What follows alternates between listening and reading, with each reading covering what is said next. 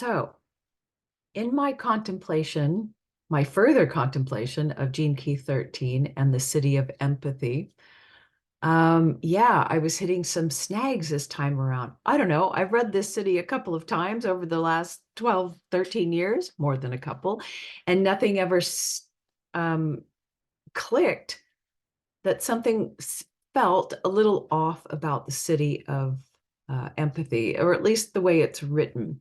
Now, I'm not here to pick fights with Richard or anything like that. And I just want to say that I totally get what he's saying, and I understand what he's saying and how he describes the city or of empathy, particularly in one paragraph. But in another paragraph, it almost sounds like a contradiction. So it may not be, perhaps I'm not picking a fight. I'm just sharing with you my own contemplations, my own questions, and perhaps even offering, like, dare we question Richard Rudd? He does say that he chooses words, or the words were given to him very specifically. But, I like words too, and I like looking at the frequencies behind the words and what they really mean. And something's not adding up, but I'm offering an alternative. So let's see what you think. So where do I want to go with this? So when I did the other video on empathy, and I looked at the numbers, and it was like 686. And that really, I mean, it really relates to empathy perfectly, because it's about someone who's inner focused, really grounded, that their nervous system is calm, and they're inner focused, and they're able to now tune within to another person and feel their feelings. Okay, perfect numbers. But that's really, to me, empathy. Look, uh, by Richard's description about empathy in I think like the second paragraph, I've got the book here. If it's, not being with another person, but tuning inside of another person to get their whatever their history. Yeah, well, I naturally do that. Not all the time, but I can if I focus on it, but I intend to do that. And many other people do. So I don't think that I'm floating around in Siddhi frequency all the time, having this happen naturally. So to me, yeah, and it just doesn't feel like a true city. Now, let me see here. This is why. Because as I discussed in looking at, so yeah, so first of all, if I can do empathy and it matches the description of a city, then I don't think it can't be a real city. Because I'm not at the citic state all the time, although I can enter into them or whatever. Anyway, hope that didn't sound arrogant. So, yeah, so in the other video, and what Richard talks about is like the city frequencies are when there are no experiencer there, no doer, no experiencer, which means your consciousness is resting in this Brahman state. No person, quiet mind. You're in like Brahman, which is the big witness, not even involved in manifest reality. You just are a witness to it. And there's a space between manifest reality and Brahman, or whatever. I don't even know what to call it. I am not very good with words or expressing myself here. So when he talks about empathy as a citic state, and you being able to experience, first thing, talking about experience. No, a citic state is a non-experiential state, because there's no person there, no experiencer, no doer, and it's a state of non-experience. So that's my one check. Doesn't match. And then he says to go within another person and to feel, well, now you've constructed that there's another person, a subject-object relationship, which I know in the next paragraph, he talks about how the subject-object relationship collapses. So he's like saying two things, but they're different. So And, empathy is about feeling another person's experience, being in another person. Now, if he were to have used the words as another person, I think that would be different, right? Just like I said, listening through love, subject object separation. This is not Siddhic state.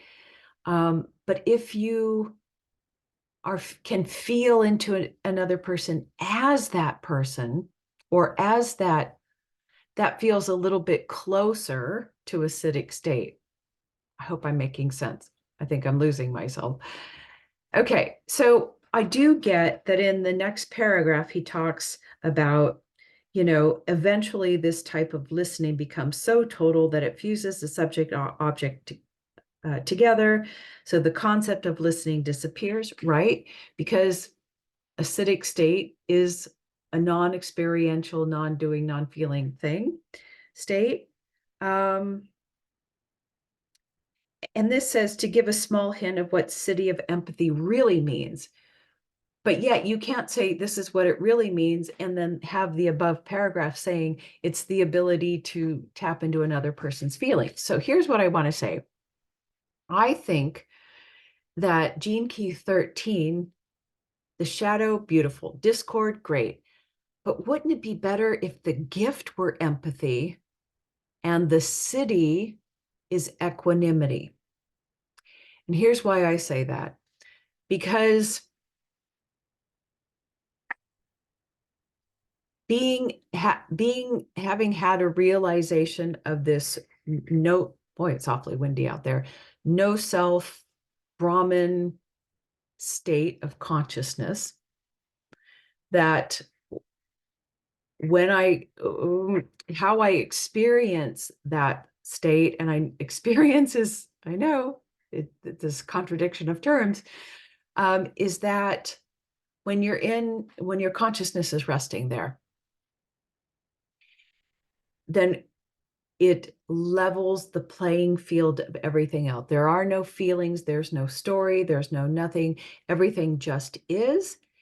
And it brings a level of equanimity, the sameness. You look at everything yourself. I mean, you're not looking at, you're like beyond yourself, but you see everything as the same thing. No distinction, but yeah, that's what it is. You are seeing things, or from the perspective of the background of everything, that background space, like you're in the potential space. This is the Siddhi state, really, where your consciousness is resting in the state prior to manifestation.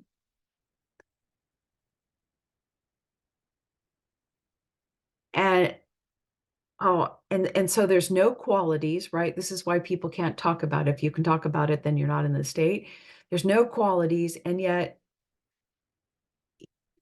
what you feel, this equanimity, the sameness, is you're just feeling that same kind of blank space of everything. So you look at a tree, a piece of paper, and all you're feeling is that same beautiful God space potential, fullness, emptiness, silence, whatever, non-experience, because there's no one there but God. I don't even know how to explain it, but to me, and so when you're there, the Siddhic frequency, rather than empathy, where you can tap into somebody's feelings, that's something that happens in time. This is outside of time. This is prior to manifestation. And you realize, oh, we're all the same. There's nothing there. And there's total equanimity, not equality. I know that's another gene key. That's 37. That's equality as a gift, but equanimity, the ability to transmit the frequency of equanimity, to be able to have somebody feel that, oh, I am this God consciousness. I am this great potential, this something that isn't really manifested, and yet here I am, but I am this infinite field of potential. I'm getting chills. To me, that is really the Siddhic state when you're truly like listening inwards. And that's what a Siddhi is about listening inwards, losing yourself completely, all sensation, all external noise, sensation, and everything. You've gone so deep into the center and the center and the center and the center is that you're beyond manifestation and you're in this space. To be able to exude that into the world and have people feel that, to feel the sameness. I mean, I experienced that, and there's different levels of this when I've worked with my teacher, just sitting with her, I feel the sameness, right? No matter what's going on here, whatever trauma triggers coming out, whatever I'm saying, she's reflecting back to me. Oh no, we're the same. It's okay. And it's so healing. Anyway, yeah, the video is longer than I intended, but let's look at the frequency, the number frequencies of equanimity and see how that lands with you. It's perfect. Let's see, equanimity. So, what are you seeing? You're probably also seeing Siddhi. No, I think you're seeing equanimity. I hope to goodness you are. Anyway, the foundation of equanimity is the number 8. And at like the mid level or the gift level is the 8. Yes, it's all about how we relate to people on a feeling and emotional level. Of course, that's what empathy is about. But at the highest level, the 8 has realized, it's the one number that realizes that true non-duality of all. It is the 8, the 8 represents, I have realized my infinite nature. It's that space of infinity in the center and the center of the center till you reach the black hole and you keep going. That's that state of infinity. And that's what the Siddhi is about. That's what Siddhis are about, reaching that state of no self. Anyway, the abilities of equanimity is about sameness. It's about linking everything together. Two things that appear different are actually the same thing. And the 7 is all about remembering God. So if I really think that this Siddhi, this gene key 13 really is better named equanimity and the gift of empathy.